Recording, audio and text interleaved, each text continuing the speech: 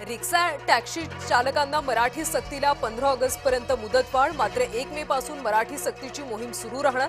परिवहन मंत्री प्रताप सरनाईकांची माहिती। आमदार संजय गायकवाड यांच्या घरावर सीपीआयचा मोर्चा। पोलीस आणि आंदोलकांमध्ये झटापट। आंदोलकांना घेतलं ताब्यात। शिवाजी कोण होता पुस्तकाच्या नावावरचा वाद शिगेला।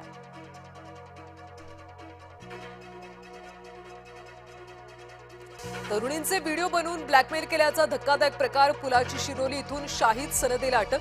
तरुणीवर अत्याचार करून व्हिडिओ मित्राला शेअर केला।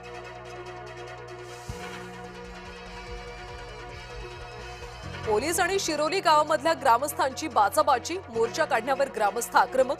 संशयित आरोपीच्या घरावर बुलडोझर चालवा। संतापलेल्या ग्रामस्थांची मागणी।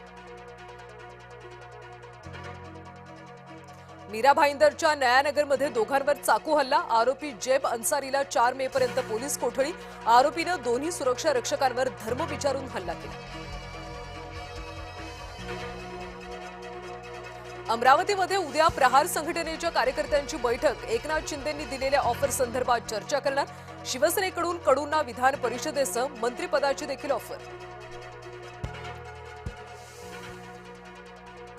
शरद पवारांनी बोलावली कुटुंबियांची तातडीची बैठक। पुण्यातल्या मोदी बागेमध्ये सगळ्यांना स्नेहभोजनाचं निमंत्रण। सुनेत्रा पवार, सुप्रिया सुळेंसह सर्व सदस्यांना उपस्थित राहण्याच्या सूचना।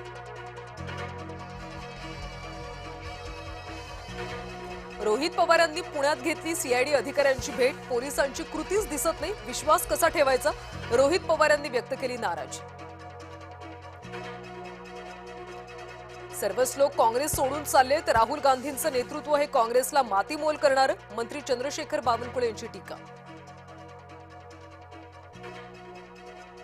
विधान परिषदेसाठी भाजपची 30 एप्रिलला यादी जाहीर होणार। भाजप प्रदेशाध्यक्ष रवींद्र चव्हाण नाव निश्चितीसाठी दिल्लीत। जुन्या कार्यकर्त्यांना संधी मिळणार, सूत्रांची माहिती। महापौर बंगल्याच्या दुरुस्तीसाठी मुंबई महापालिकेची उधळपट्टी। केवळ दुरुस्तीसाठी खर्च करणार तब्बल 3 कोटी। इटालियन मार्बल्स लावण्यासाठी कोट्यवधी खर्च करणार। महिलेवर अत्याचार करणारा भोंदू शिंदे गजाड। पोटदुखी बरं करण्याच्या बहाण्यानं लाखो रुपयांना लुटलं। शिर्डीच्या बेलापूर गावातल्या खटकळ इथली घटना।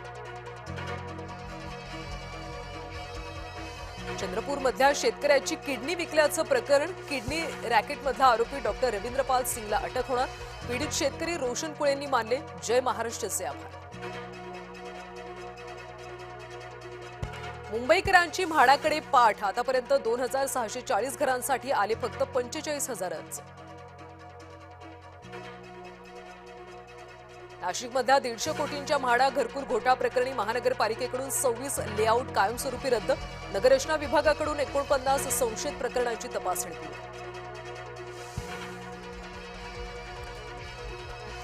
नागपुरात आलो की काहीतरी वाद होतोच। धीरेंद्र कृष्ण शास्त्री अर्थात बागेश्वर बाबांचं वक्तव्य। नागपूरमध्ये बाबांचा दिव्य दरबार आणि रामकथा कार्यक्रम। साधुग्रामसाठी तपोवनात भूसंपादन वेगात। जमीन मालकांवर अन्याय होऊ देणार नाही, महापौरांची ग्वाही। एकूण 94 एकर जमीन आधीच अधिग्रहित। उर्वरित 283 एकर जागेची संपादन प्रक्रिया सुरू। पश्चिम विदर्भामध्ये तापमानाचा उच्चांक। विदर्भात 73 उष्माघाताच्या रुग्णांची नोंद। एकटा अकोल्यात 72हून अधिक रुग्ण। उन्हाच्या तडाख्याने धरण साठ्यामध्ये घट। नाशिकमधले छोटे मोठे 26 प्रकल्प आटले। धरण साठ्यात केवळ 41% पाणी शिल्लक।